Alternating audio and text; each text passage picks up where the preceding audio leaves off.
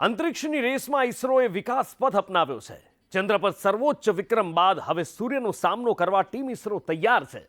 નમસ્કાર, આપ જોઈ રહ્યા છો સંદેશ ન્યૂઝ, તમારી સાથે સત્યની સાથે સંદેશ વિશેષ સાથે હું છું નુપુર.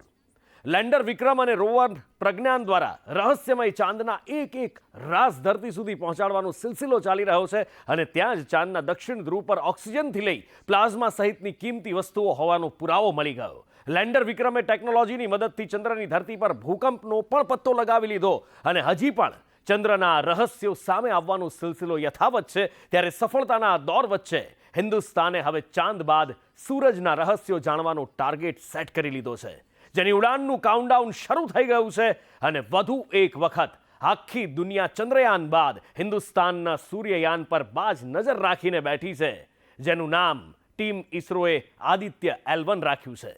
હિન્દુસ્તાનના મિશન સૂર્યયાનના આરંભથી લઈને લક્ષ્ય સુધીનું શું છે હકીકત, સૌથી પહેલા એ જુઓ.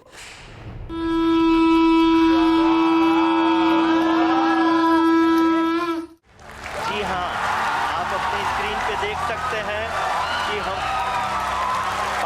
Lander module People are applauding. Let us all wait to hear from the Secretary Department of Space and Chairman ISRO, Shri S. Somnath. सुनो गौर से दुनिया वालों, बुरी नजर ना हम पे डालो, चाहे जितना जोर लगा लो, सबसे आगे होंगे हिंदुस्तानी. हमने कहा है तुम भी कहो. लैंडर मॉड्यूल पूरी तरह से सेफली और सॉफ्टली चंद्रमा की सतह पे लैंड हो चुका है. ये हम लोगों के लिए बहुत ही गर्व की बात है. हिंदी में एक कहावत है कि चंदा मामा दूर के, लेकिन अब हम ये कह सकते हैं कि चंदा मामा अपने घर के. સપનાને હકીકતમાં બદલનારી સફળતાના આ દ્રશ્યોને હજી 10 દિવસ પણ નથી થયા. लैंडर मॉड्यूल पूरी तरह से सेफली और सॉफ्टली चंद्रमा की सतह पे लैंड हो चुका है. ત્યાં આદિત્ય L1 મિશનનું કાઉન્ટડાઉન શરૂ થઈ ગયું. 3, 2, 1.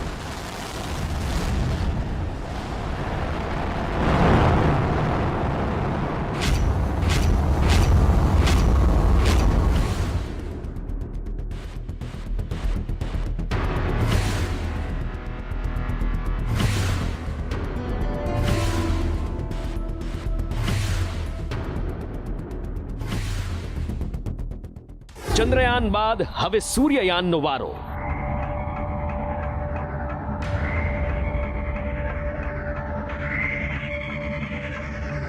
હવે હિન્દુસ્તાન કરશે સૂરજનો સામનો.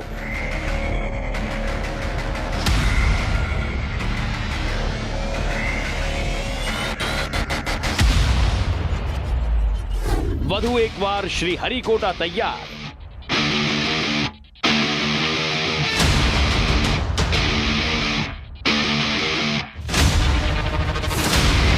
આદિત્ય L1 ની ઉડાનની જોવાતી રાહ.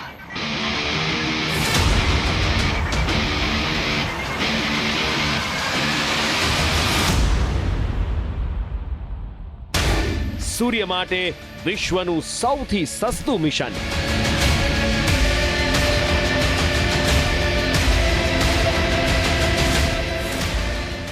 ચંદ્રયાન 3 ની સફળતા બાદ હવે ઇસરોના વૈજ્ઞાનિકો અને એન્જિનિયર્સનો જોશ હાઈ છે.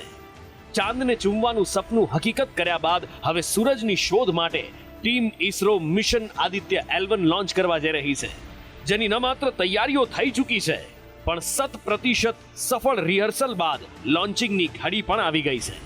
ઇસરો આ પ્રથમ સૂર્ય મિશન આદિત્ય L1 ને PSLV C-57 રોકેટથી લોન્ચ કરશે. શરૂઆતમાં અંતરિક્ષ યાનને પૃથ્વીની લોઅર ઓર્બિટમાં રાખવામાં આવશે અને ત્યારબાદ આ કક્ષામાં અનેક રાઉન્ડ લગાવ્યા બાદ યાનને પૃથ્વીની કક્ષાથી બહાર મોકલવા લાયક ગતિ મેળવી લેવામાં આવશે. આગળની સફર માટે સ્પેસ ક્રાફ્ટમાં ઓનબોર્ડ ઇમિગ્રેશનનો ઉપયોગ કરાશે અને ત્યાંથી આદિત્ય યાન પોતાની મંજિલ સુધી પહોંચશે, એટલે કે એ જગ્યા જેને સ્પેસ સાયન્ટિસ્ટ લેંગ્રેજ પોઈન્ટ કહે છે. પૃથ્વીથી અંદાજે 15 લાખ કિલોમીટર દૂર પહેલો લેંગ્રેજ પોઈન્ટ છે. લેંગ્રેજ પોઈન્ટ એ જગ્યા છે જ્યાં કોઈ પણ વસ્તુ રાખવામાં આવે તો એ જ સ્થિતિમાં રહે છે. ટેકનિકલ રીતે લેંગ્રેજ બિંદુ પર બે મોટા બિંદુઓનું ગુરુત્વાકર્ષણ એક સરખું રહે છે. સૂર્ય અને પૃથ્વીની વચ્ચે કુલ 5 લેગ્રેન્જ પોઈન્ટ છે, જેને L1 થી લઈને L5 તરીકે ઓળખવામાં આવે છે, જેમાંથી હિન્દુસ્તાનનું આદિત્ય મિશન L1 સુધી પહોંચવાનું છે અને એટલા જ માટે તેનું નામ આદિત્ય L1 રખાયું છે. ત્યારે 5 માંથી આ પોઈન્ટ પસંદ કરવા પાછળનું કારણ શું હોઈ શકે એ દેશના ટોચના વૈજ્ઞાનિકોમાંના એક ગુહાર રઝા પાસેથી જાણીએ.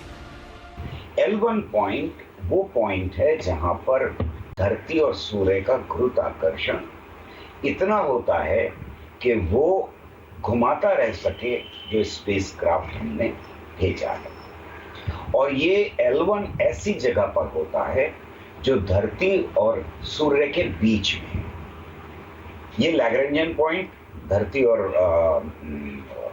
चंद्रमा के भी बीच में, लेकिन ये ऐसा एक पॉइंट है सूर्य और धरती के बीच में जो यहाँ से लगभग 1.5 मिलियन किलोमीटर दूर है.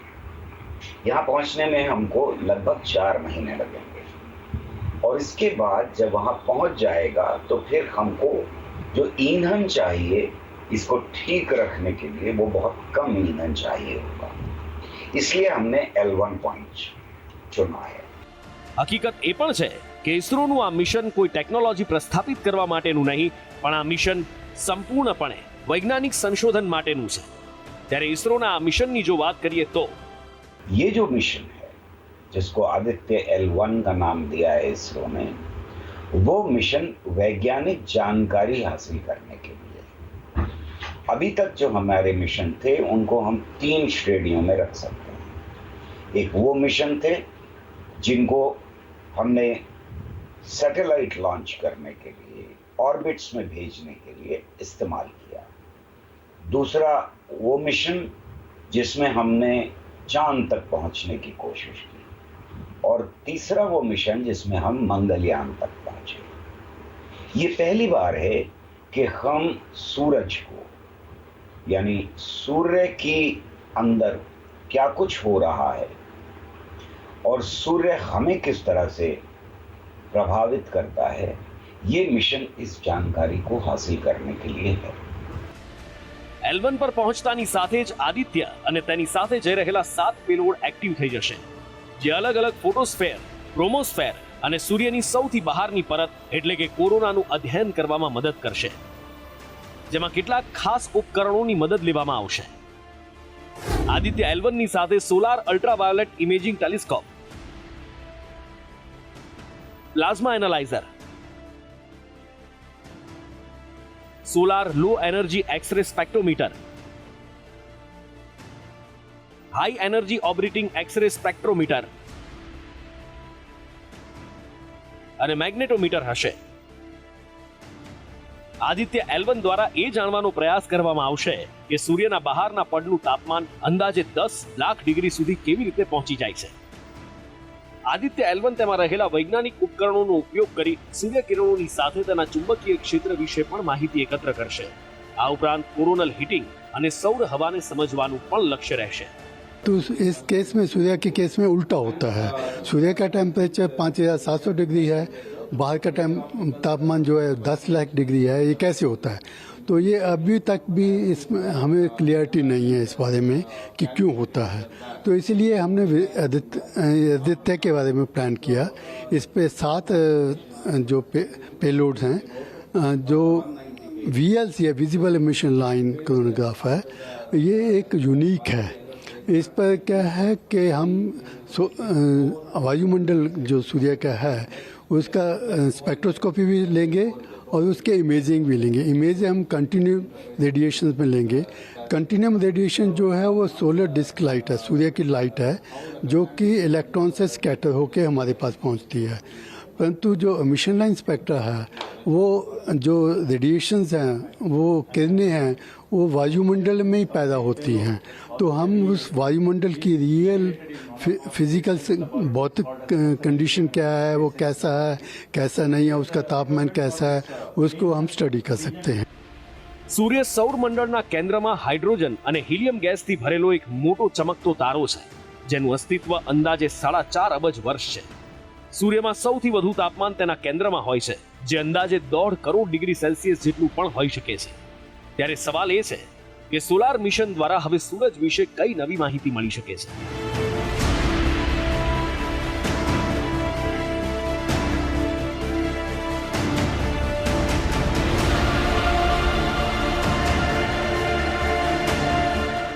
नॉट ओनली हम सोलर प्रोसेसेस जान पाएंगे, उसका कोरोना, उसका फोटोस्फीयर जो हर लेयर्स है उनके प्रोसेसेस जान पाएंगे.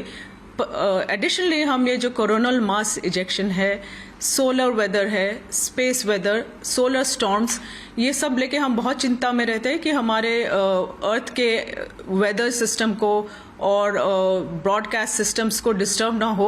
तो ये हम काफ़ी अच्छी तरह से उसको स्टडी कर पाएंगे ओवर टाइम. तो हम देख पाएंगे कि कैसे चेंज होता है, कैसे फ्लक्चुएट होता है. तो उससे हमको काफ़ी नॉलेज मिलेगा जो अर्थ को भी प्रोटेक्ट हम कर पाएंगे. इसका बैड इफेक्ट तो कुछ नहीं पड़ेगा. ये सक्सेसफुल रहा तो हमको ये सारे नॉलेज हम गेन करेंगे, जिससे हम फिर साइंटिस्ट देख पाएंगे टेक्नोलॉजी में क्या हम इम्प्रूवमेंट ला सकते हैं, जिससे हमें ये प्रोटेक्शंस मिल पाए सन से. क्योंकि सन भी इवॉल्व, मतलब सन का सोलर साइकिल भी बदलता है, इजेक्शंस जो निकलते हैं वो भी बदलता है. तो हमको समझ में आना चाहिए ये, ताकि हम अर्थ के सिस्टम्स को प्रोटेक्ट कर पाए. સૂર્યના રહસ્યોને જાણવા માટે અત્યાર સુધીમાં માત્ર અમેરિકન અંતરિક્ષ agency NASA, European space agency અને જર્મન એરોસ્પેસ સેન્ટરે પોતાના મિશન લોન્ચ કર્યા. જેમાંથી નાસાએ પોતાના 3 મોટા સોલાર મિશન લોન્ચ કર્યા હતા.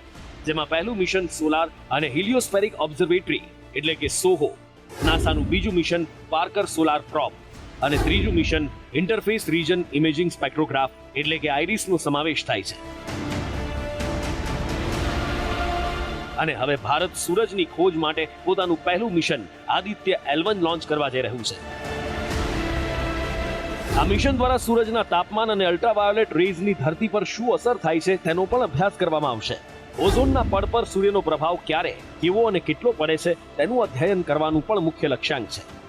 આદિત્ય L1 ના સેટેલાઇટનું વજન અંદાજે 1470 કિલોગ્રામ છે. અને જો આ મિશન સફળ રહ્યું તો આ વિશ્વનું સૌથી સસ્તું મિશન કહેવાશે. કેમ કે આદિત્ય L1 નું બજેટ અંદાજે 400 કરોડ રૂપિયા છે.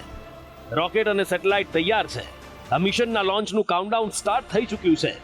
સૂરજની શોધ માટે ઇસરોની ટીમે તમામ તૈયારીઓ પૂર્ણ કરી લીધી છે. હવે રાહ છે તો બસ એક ઘડીની, જ્યારે હિન્દુસ્તાનનું સૂર્યયાન ધરતી પરથી ઉડાન ભરશે.